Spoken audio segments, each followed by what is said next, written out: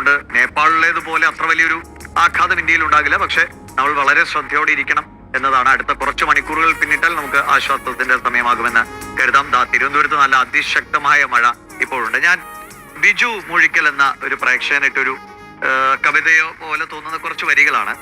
തുമ്പതൻ നൈർമല്യം ഇത്തിരി പോലും ഇല്ല, പൂവിളികളുടെ ആരവം കേൾക്കാനില്ല, തോണിപ്പാട്ടിന്റെ ഈണം തേന്മഴയാകുന്നില്ല, സ്നേഹബന്ധങ്ങളുടെ ഇഴയെടുപ്പം ഹൃദയത്തിലില്ല, എങ്കിലും വരിക നീ മാവേലി ഇരുൾ മൂടിയ കാലത്ത് ഇത്തിരി വെട്ടം പകരുക എന്നതാണ്.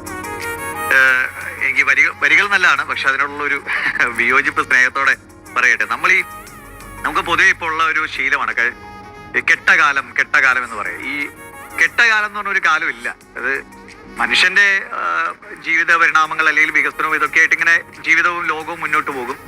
ആ ലോകത്തിന്റെ മാറ്റങ്ങൾക്ക് അനുസൃതമായ നന്മകളും തിന്മകളും ഒക്കെ എപ്പോഴും ലോകത്തുണ്ടാവും. അപ്പോ കെട്ടകാലം എന്ന് നമുക്ക് ചിലപ്പോൾ പേഴ്സണലി എന്തെങ്കിലും ദുരന്തങ്ങളോ അല്ലെങ്കിൽ സങ്കടങ്ങളോ ഒക്കെ വരുമ്പോൾ നമുക്കിത് മൊത്തം കെട്ടകാലമായിട്ട് തോന്നാം. പക്ഷെ കുറെ പേർക്ക് പ്രതീക്ഷയുടെയും അല്ലെങ്കിൽ സന്തോഷത്തിന്റെയും കാലമാകും. അപ്പൊ അതുകൊണ്ട് നമ്മളിങ്ങനെ കെട്ടകാലം എന്ന് പറഞ്ഞോ അല്ലെങ്കിൽ മോശം കാലം എന്നോ പറഞ്ഞൊന്നും ഒരു കാലത്തെയും അടച്ചാക്ഷേപിക്കേണ്ടതില്ല. പിന്നെ ഒരു വല്ലാത്തൊരു വിഷമവും നെഗറ്റിവിറ്റിയും നമ്മൾ ഈ ഓണക്കാലത്ത് നമുക്ക് പ്രതീക്ഷയാണ്. മനുഷ്യൻ എന്തൊക്കെ ദുരന്തങ്ങൾ നേരിട്ടാൽ ഇപ്പൊ ഈ നേപ്പാളിൽ നമ്മൾ പങ്കുവെച്ചുകൊണ്ടിരിക്കുന്ന